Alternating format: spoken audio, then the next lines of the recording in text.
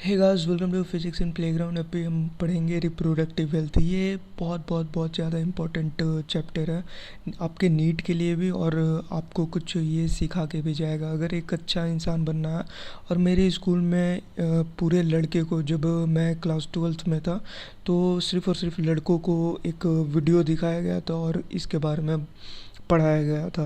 समझे, बहुत कुछ है इसमें सीखने के लिए और पूरे इंडिया को ये पढ़ाना चाहिए ये चैप्टर। और एनसीईआरटी वालों ने अपना लेवल बता दिया। वो जो मैं क्लास की बात जो करता हूँ, उन लोगों ने दिखा दिया कि 4 पेजेस में वो कितना कुछ बता सकते हैं। अगर इंडिया को पूरा ये पढ़ा देते हैं, गवर्नमेंटल नॉन गवर्नमेंटल, वो भी लिखा गया है साफ साफ, एनसीईआरटी वालों ने लिखा भी है। दिखाऊंगा मैं आपको पॉइंट। अगर ऐसा करते हैं, मैं कहता हूँ 2 मंथ काफ़ी है, इंडिया डेवलपिंग से डेवलप्ड देश बन जाएगा। समझे, बहुत बड़ी बात है ये, डेवलपिंग से डेवलप्ड। बिकॉज यहाँ की जो मेंटेलिटी है वो बहुत बहुत बहुत नीचे की तरफ है, और उस मेंटेलिटी को इंक्रीज़ करने के लिए आपको पढ़ाना पड़ेगा। विदाउट एजुकेशन आप कुछ नहीं कर सकते हो, कुछ भी नहीं। और ये 4 चैप्टर ये सारे स्टूडेंट पढ़ते हैं जितने भी नीट के हैं, और वो सिर्फ हवा में पढ़ते हैं, सिर्फ मार्क्स के लिए पढ़ते हैं, और सिर्फ क्वेश्चन सॉल्व हो जाने चाहिए बस। बट अगर सीखेंगे ना, तो इसमें दिल छू लेने वाली लाइंस लिखी हुई है। सच बता रहा हूँ, इसमें ऐसे ऐसे लाइंस लिखे हुए हैं जो कि अभी कोविड के टाइम में सारे लोग बात कर रहे हैं, बट ये 12-20 सालों से ये पढ़ाया जा रहा इस चैप्टर को। किसी ने कभी कुछ नहीं कहा, सारा कुछ मैं बताऊंगा। सो स्टार्ट करते हैं। पहले याद रखना, एग्ज़ाम में मिनिमम 3 to 4 क्वेश्चन पूछे ही जाएंगे। बहुत इंपॉर्टेंट है ये एग्ज़ाम के लिए भी। मिनिमम 3 क्वेश्चन और मैक्सिमम 4 क्वेश्चन यहाँ से आ सकता है। तो 12 to 16 मार्क्स ये कंटेन करता है। सो इम्पोर्टेंट भी देखेंगे और कुछ सीखेंगे भी इससे। तो सबसे पहले रिप्रोडक्टिव हेल्थ क्या होता है? तो नॉर्मल डेफिनेशन है कि जो आपका रिप्रोडक्टिव ऑर्गन्स होता है वो फंक्शनली और फिजिकली नॉर्मल हो। ठीक है, सबसे पहले। And normal emotional and behavioural interaction among them in all sex related aspects might be called reproductively healthy. यहाँ पे सारा कुछ डेफिनेशन दिया हुआ है, वो डेफिनेशन पढ़ सकते हो।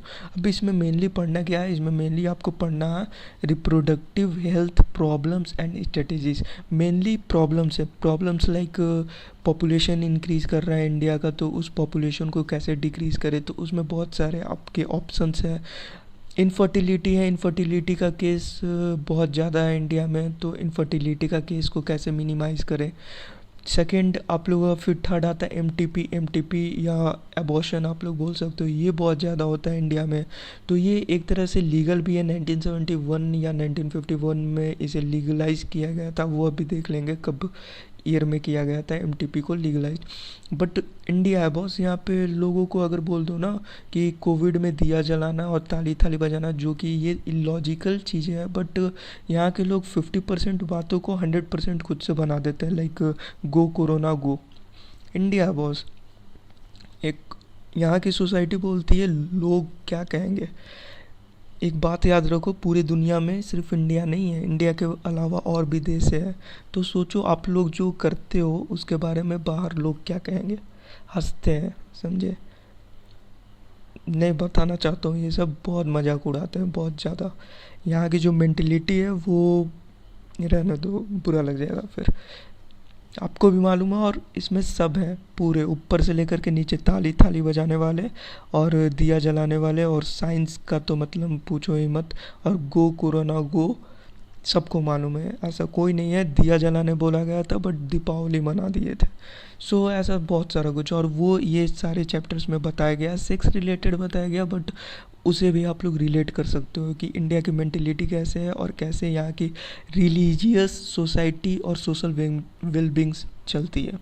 ठीक है, तो प्रॉब्लम्स, 3 प्रॉब्लम्स मेन प्रॉब्लम है। इनफर्टिलिटी, एबॉर्शन, एमटीपी जो आपको बताया, उसमें बहुत इलीगल यूज़ कर दिया जाता है कि लोग बनाते हैं उसे कुछ और काम के लिए। एबॉर्शन को बनाया गया तब पॉपुलेशन को डिक्रीज़ कर सकते हो आप लोग, या अनवांटेड प्रेगनेंसी हो सकता है तो उसे आप लोग नहीं करो। ठीक है, तो एबॉर्शन करवा लेते हो।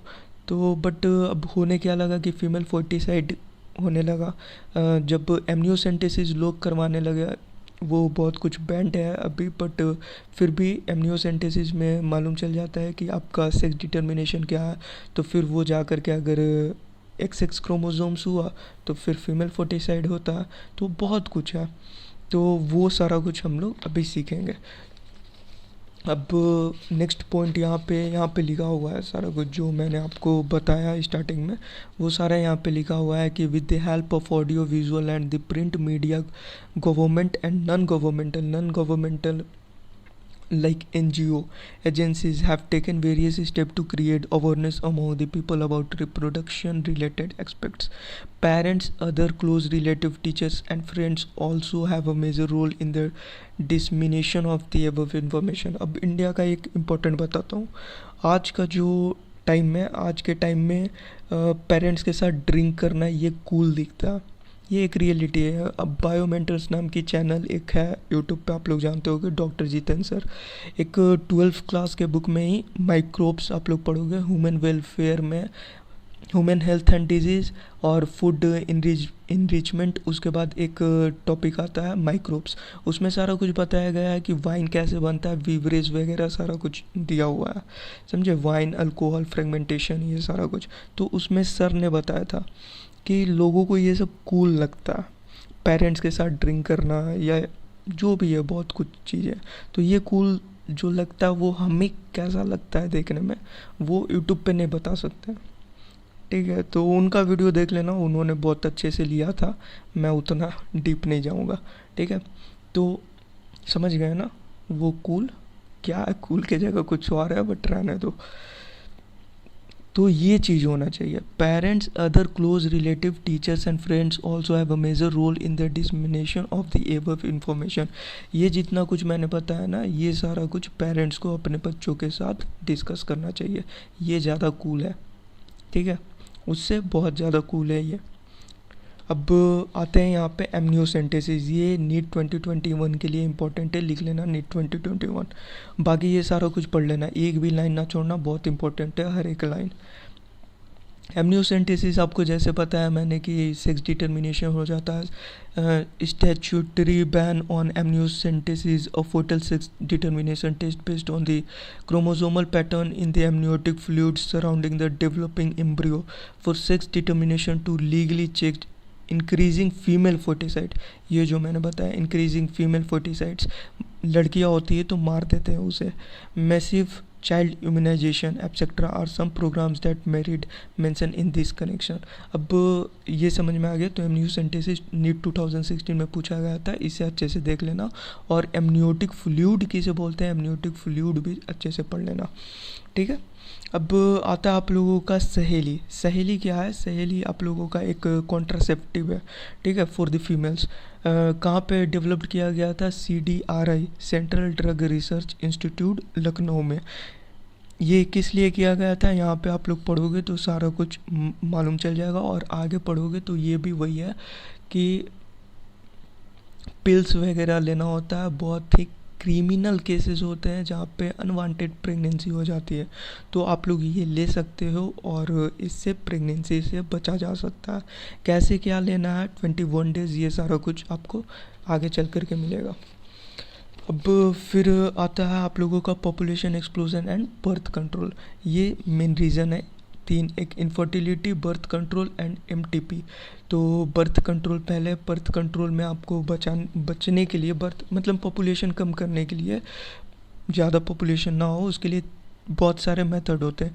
Natural, traditional, barrier, IUDs, oral contraceptive, injectables, implants and surgical methods. NEET 2021 surgical methods, NEET 2021। और फेमस है आपका IUDs and oral contraceptive, progestogen and oestrogen का कॉम्बिनेशन या पिल्स जो मैंने अभी सहेली बताया, ये और IUDs, ये हॉट है, ठीक है, हॉट टॉपिक है, उनके लिए पूछेंगे तो ये दो को पूछेंगे। और नीट 2021 में मुझे ऐसा लगता है कि वो लोग सर्जिकल मेथड पूछ लें, ठीक है। तो इतना सारा कुछ है, बस उसी को इन लोगों ने समझाया अच्छे से। नेचुरल मेथड में क्या क्या कर सकते हैं आप लोग, और फिर बैरियर मेथड में क्या क्या यूज़ कर सकते हैं, कॉपर टी लाइक आपका आता है, वो सब कर सकते हैं। फिर से IUDs में आपको समझाया गया है, तो ये शायद आप लोगों को सही तरीक़ा से नहीं दिखे तो अपने NCERT बुक को निकालो और अपने NCERT को पढ़ लेना, समझे। और यही क्वेश्चन है, इसके बाहर नहीं आएगा। फिर आता है पिल्स वगैरह, सहेली वगैरह, तो वो मैंने आपको बताया पहले कि क्यों लिया जाता है अनवांटेड प्रेगनेंसी। ठीक है, तो कब लेते हैं, कैसे लेते हैं, वो सारा कुछ यहाँ पे लिखा हुआ है। Progestogen oestrogen combination is another contraceptive method used by the females. Pills have to be taken daily for a period of 21 days starting preferably within the first 5 days of menstrual cycle. तो ये याद रखना, within the first 5 days of menstrual cycle, ये बहुत important होता है। इसके बारे में भी किसी को नहीं मालूम, सिर्फ नाम मालूम होता है, नॉर्मल चीज़ें मालूम होती है, बट जो बायोलॉजिकल चीज़ें होती है, जो सेलुलर चीज़ें होती है, वो किसी को नहीं मालूम होता। ये बहुत एक साइंटिस्ट का काम होता है सारा कुछ पता लगाना और सारा कुछ सेलुलर लेवल पे जा कर के देखना। तो इन सब चीज़ों को अच्छे से कराना चाहिए। ठीक है, तो अच्छे से थोड़ा समझ लेना। अब ये भी याद रखना, प्रोगेस्टोजेन और एस्ट्रोजन का कॉम्बिनेशन रहता। After a gap of 7 days during which menstruation occurs, it has to be repeated in the same pattern till the female desire to prevent conception. ठीक है, समझ में आता है ना कॉन्सेप्शन का मतलब। फिर इम्पोर्टेंट है, pills are very effective with lesser side effect and are well accepted by females like Saheli, the new oral contraceptive for the females containing a non-steroidal preparation। non-steroidal preparation important है, non-steroidal preparation ये point। it is a once a week, हफ्ते में एक बार, pill with very few side effect and high contraceptive value। ठीक है, ये important है ये सारा कुछ। अब स्टेरिलाइजेशन मुझे ऐसा लगता है कि वो लोग नीट 2021 में पूछ सकते हैं, तो स्टेरिलाइजेशन देख लेना। और कुछ कुछ चीज़ें यहाँ पे लिखा हुआ है, इम्प्लांटेशन कैसे किया जाता है, प्रोगेस्टोजेन or alone or in combination with estrogen can also be used by female as injection or implants under the skin. ठीक है, इंट्रावेनस ले सकते हैं। Mode of action is similar to that of pills and their effective periods, मतलब similar होगा, सहेली के तरह ही सारा कुछ काम करेगा। ठीक है, उतना ही पीरियड, उतना ही टाइम, लॉन्गर टाइम के लिए, वो सारा कुछ लिखा हुआ है। और एक इम्पॉर्टेंट लिखा हुआ है यहाँ पे 72 hours, progestogen oestrogen combination or IUDs within 72 hour of coitus. ठीक है, within 72 hour of coitus, मतलब 3 दिनों के अंदर, have been found to be very effective as emergency contraceptive as they could be use to avoid possible pregnancy due to rape. ठीक है, कुछ मत करो भैया, ये इंडिया से हटा दो। ठीक ना, कुछ ना करो, ये इंडिया से ख़त्म करो।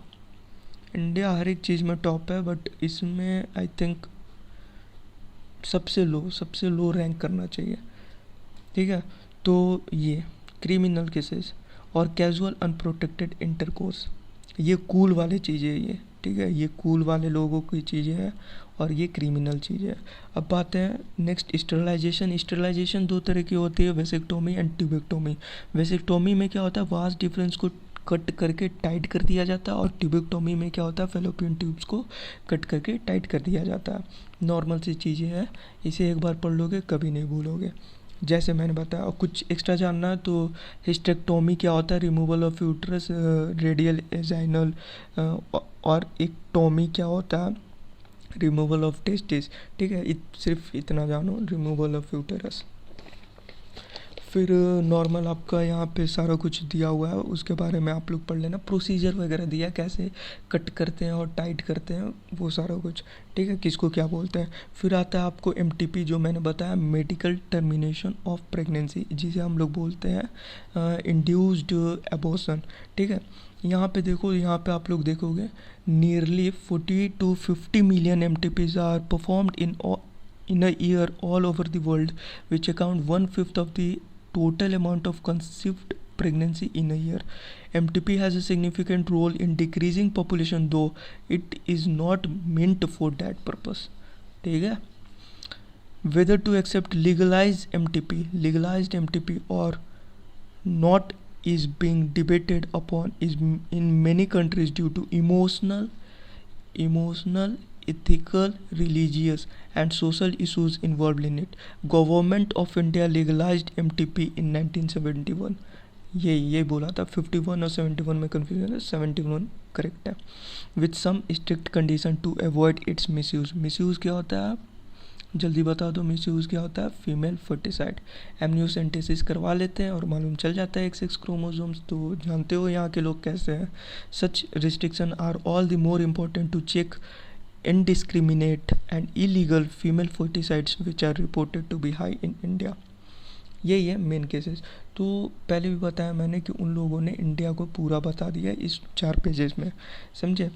और यहाँ पे इम्पोर्टेंट है ये नीट 2021 लिख देता हूँ, और यहाँ पे आपको ये सारा कुछ 2 पेजेस नीट 2021 मतलब यहाँ पे मैंने लिख दिया, मतलब समझ लो ये सारा कुछ इम्पोर्टेंट है। और एक एमनियोसेंटेसिस, तो नीट एग्ज़ाम को भी लेकर के चलना, चीज़ें भी सीखते जाओ और एग्ज़ाम को भी लेकर के चलो, तब इंटरेस्ट आएगा, और इंटरेस्ट आएगा तो नीट निकालने से कोई नहीं रोक सकता। अब MTP क्यों करना ज़रूरी है। MTP का एक बेनिफिट भी है और एक बेनिफिट ही है, बट वो लोग बना देते हैं, ठीक है, इलीगल करके लोग उसे सारा कुछ कर देते हैं। Obviously the answer is to get rid of unwanted pregnancy either due to casual unprotected intercourse or failure of the contraceptive used during the coitus or rapes। ठीक है, ये जो वर्ड है ना, ये सबसे गंदा वर्ड है। MTPs are also essential in even fatal either to the mother or to the fetus or both। ठीक है, अब ये इंपॉर्टेंट पॉइंट है, ये बहुत ज़्यादा इंपॉर्टेंट पॉइंट है। MTPs आर कंसिडर्ड, देखो बहुत ज़्यादा वोमिटिंग वगैरह होता है। अब क्लिनिकल चीज़ें बहुत मैं कोशिश करता हूँ ना करूँ, बट फिर भी एक निकल ही जाता है वो, कितना भी रोको। जब आते हैं प्रेग्नेंट वुमेन वगैरह हॉस्पिटल वगैरह में, क्लिनिक वगैरह में, तो वहाँ पे मैंने देखा, वहाँ पे जब रोटेशन में, तो हॉस्पिटल रोटेशन अभी बहुत कुछ करना है, अभी मे भी शायद अगस्त में फिर बाहर जाना हो, तो वहाँ पे प्रेग्नेंट वुमेन के साथ देखना होता है गायनेको डिपार्टमेंट में। तो जितने भी प्रेग्नेंट वुमेन आती है तो फर्स्ट ट्राइमेस्टर जो होता है ना, वोमिटिंग वगैरह ज़्यादा होता है, जितने भी डिजीज़ होते हैं वो सारा कुछ फर्स्ट ट्राइमेस्टर में ज़्यादा होता है। और ख़ास करके फर्स्ट प्रेगनेंसी होती है तो वहाँ पे थोड़ा ज़्यादा प्रॉब्लम होता है, समझे। और फर्स्ट ट्राइमेस्टर में इतना सारा कुछ होता है, इसलिए होता है बिकॉज़ वहाँ पे अगर आप लोग MTP करोगे तो वो सेफ़ है। एबॉर्शन अगर किसी को करवाना हो तो फर्स्ट ट्राइमेस्टर सेफ़ होता है, क्योंकि वहाँ पे बहुत सेलुलर चीज़ें एक्टिव रहती है, साइकोलॉजिकली चीज़ें और हार्मोनल चीज़ें जितनी भी रहती है वो सारे कुछ एक्टिव रहते हैं। बट सेकेंड ट्राइमेस्टर में क्या होता है, सारे हार्मोन्स धीरे धीरे डिक्रीज़ कर जाते हैं, डेवलपमेंट इंक्रीज़ कर जाती है, फीटस से लेकर के यूट्रस तक सारा एम्ब्रियो की डेवलपमेंट हर एक चीज़ इंक्रीज़ कर जाता है, समझ रहे हो ना। जितने हार्मोन्स जिसको जो जो रिलीज़ करना है वो सारा कुछ अपने अपने लेवल पे आ जाते हैं।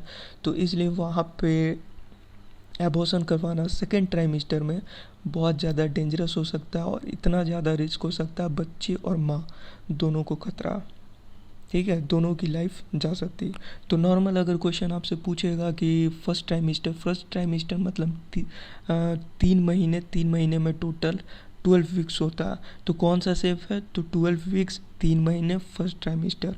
कौन सा डेंजरस है, किस में रिस्क है, तो सेकेंड ट्राइमेस्टर। सेकेंड अगर फर्स्ट में 3 महीने हो गए तो सेकेंड में 6 मंथ हो गए, फर्स्ट में 12 होंगे तो 6 में टोटल कितने होंगे, 6 मंथ में वीक 24, ठीक है। नॉर्मल सी कॉन्सेप्ट है, तो वो मंथ वीक जैसे पूछे आप लोग नॉर्मल सा बता के करेक्ट करके आ जाना।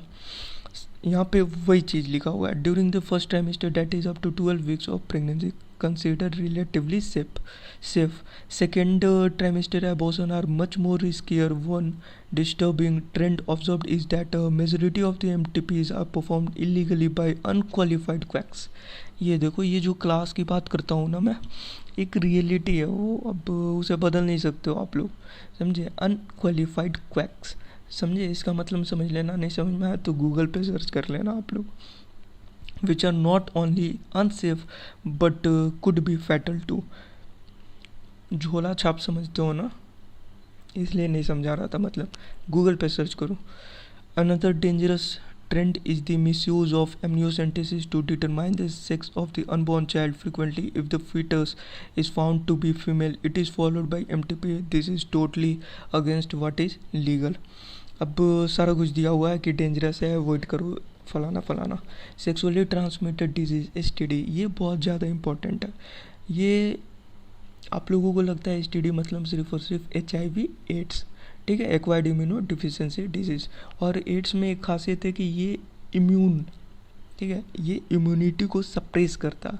एड्स में आपको कोई बीमारी नहीं है, ये एक mRNA सिंगल वायरस है जो कि ये हेल्पर टी सेल्स को जा कर के मार देता है, और जितने भी हमारे नॉर्मल छोटे छोटे डिजीज़ होते हैं वो हमारे इम्यूनिटी के कारण रुके हुए रहते हैं, बट इम्यूनिटी कम हो जाने के कारण वो सारे डिजीज़ इंक्रीज़ कर जाते हैं, और जितने भी ऑर्गन्स है सबका फेलियर होना स्टार्ट हो जाता है, जिसके कारण डेथ कन्फर्म है। और यही हो रहा है कोविड में। जो हम लोगों का इम्यूनिटी है वो इम्यूनिटी डिक्रीज़ कर जा रहा है। अगर उसे डिक्रीज़ नहीं करेंगे तो वो लोग ऑटो इम्यून मतलब सेल्फ सेल को मार देते हैं। उसके लिए हम लोग डेक्सामेथासोन यूज़ करते हैं कि भैया इम्यूनिटी को कम कर दो, सप्रेस कर दिया जाता है। इम्यूनोसप्रेजेंट भी बोलते हैं, ग्लूकोकोर्टिकॉइड्स, स्टेरॉइड मेडिसिन भी बोल सकते हैं डेक्सामेथासोन को, समझे। तो सिर्फ और सिर्फ एसटीडी में एड्स और एचआईवी नहीं आता, उसमें बहुत कुछ आते हैं, और ये सारा कुछ इम्पोर्टेंट है नीट 2021, ठीक है। उसमें क्या क्या आता है, गोनोरिया आता है, सिफिलिस आता है, जेनिटल हर्प्स आता है, क्लेमाइडियासिस आता है, जेनिटल वार्ड्स आता है, ट्राइकोमोनियासिस, हेपेटाइटिस बी। अब आप लोगों को लगता है कि ये सारा वायरस से होता है, तो आप लोग गलत हो। कुछ बैक्टीरिया से भी होता है, कुछ आप लोगों का, हाँ बस बैक्टीरिया एंड वायरस। पैरासाइट से आई डोंट थिंक पैरासाइट से कुछ होता है, एंड फंगल से, ये सारे बीमारी फंगल से नहीं होते हैं, ठीक है। सारे क्रोनिक है, क्रोनिक डिजीज़ है, अनट्रीटेबल है, बहुत ही ज़्यादा गंदा ट्रीटमेंट है। ट्रीटमेंट आपको इस बुक में सारा कुछ मिल जाएगा, यूएसएमएली फर्स्ट एड, बट वो सब ट्रीटमेंट अभी यहाँ पे नहीं बताऊँगा, ठीक है। तो समझ लो अनट्रीटेबल ही है। और कुछ कुछ इंपॉर्टेंट पॉइंट दे रखा है, लाइक पीआईडी दे रखा है, एक टॉपिक प्रेगनेंसी दे रखा है। तो ये सारे कुछ को आप लोग पढ़ लेना। पेल्विक इन्फ्लामेटरी डिजीज़ मतलब पीआईडी, यहाँ पे क्या होता है, सीयर टिश्यू में पार्शियली ब्लॉक और slightly damage the fallopian tube, ठीक है। एक टॉपिक प्रेगनेंसी क्या चाहिए होता है, can rapture the fallopian tubes causing severe pain, internal bleeding and even death. और यहाँ पे सारा कुछ दिया हुआ है। एक टॉपिक प्रेगनेंसी मतलब a pregnancy in which the foetus develop outside the uterus typically in a fallopian tube, उसे हम लोग बोलते हैं एक टॉपिक प्रेगनेंसी, ठीक है। तो ये सारा कुछ पढ़ लेना, यहाँ से क्वेश्चन आपका पूछा जा सकता है। अब आता है इनफर्टिलिटी। तो इनफर्टिलिटी होता है क्या चाहिए कि जो कपल होते हैं उन्हें चाहिए होता है चाइल्ड।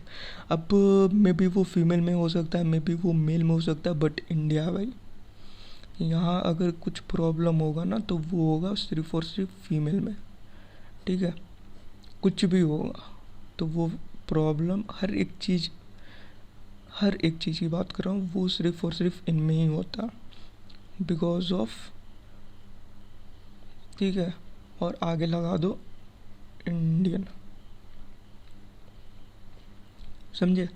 तो अब इसमें होता है क्या चाहिए कि अब बहुत कुछ हो सकता है, फीमेल ऑफ कोर्स हो सकता है, ठीक है, बट ये भी भाई साहब 50% या मोर देन 50% इनका भी रिस्पॉन्सिबिलिटी है। तो इन सब चीज़ों को कोई नहीं बताता। सबसे पहले कंसीव नहीं कर पाते हैं फीमेल, स्पर्म काउंट लो हो सकता है, और बहुत कुछ हो सकता है। एक्रोसोम वगैरह में उतनी पावर नहीं होगी कि वो जा कर के पेनिट्रेट करे, ठीक है। तो ऐसे बहुत कुछ हो सकते हैं। तो वो सारा कुछ रीज़न को ठीक करने के लिए आपके पास बहुत कुछ टेक्निक यूज़ या बहुत कुछ सॉल्यूशन बता सकते हैं इनफर्टिलिटी को ठीक करने के लिए, ठीक है। इनफर्टिलिटी मतलब क्या, नॉर्मल समझो तो फर्टिलाइजेशन नहीं होगा, प्रेगनेंसी नहीं होगी, ठीक है, समझ रहे हो ना। नॉर्मल एकदम सिंपल है इनफर्टिलिटी का मतलब। अब इनफर्टिलिटी को ठीक करने के लिए बहुत सारी चीज़ें आई। अब जैसे क्या क्या आ गया, इन विट्रो फर्टिलाइजेशन आया, एम्ब्रियो ट्रांसफ़र आया, zygote intrafallopian transfer, intrauterine transfer, in vivo fertilization. अब ये कुछ इम्पोर्टेंट लाइन्स हैं, इस लाइन को समझो आप लोग।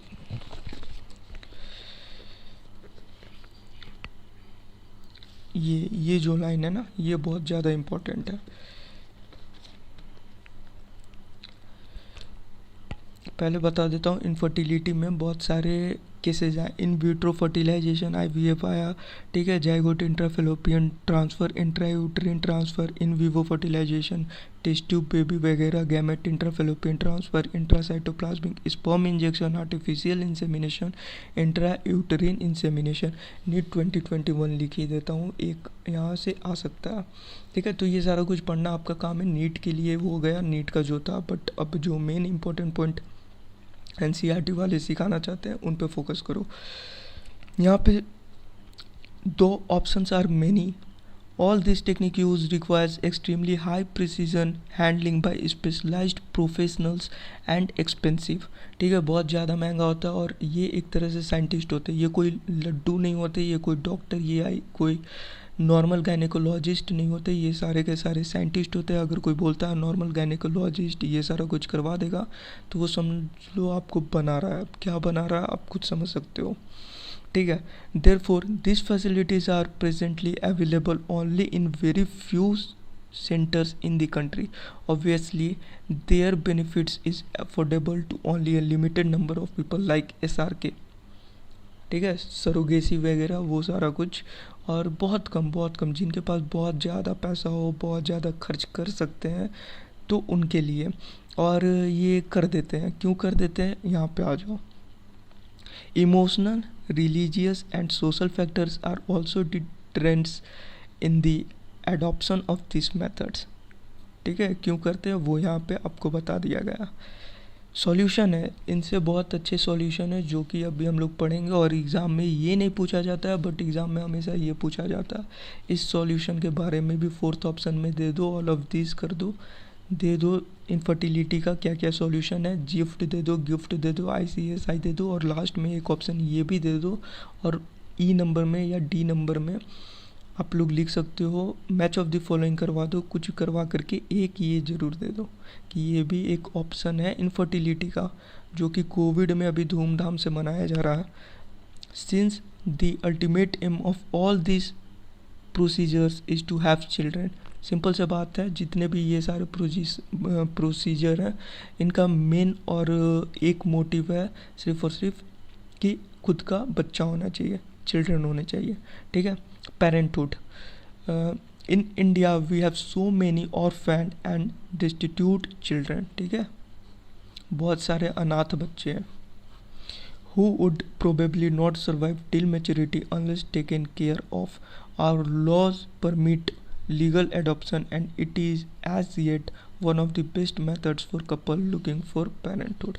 But ये कोई नहीं करता, ये लिख के ले लो, इंडिया में तो कतई नहीं होता, ठीक है। बट अभी कोविड है, अभी सब कूल लगेगा, ठीक है।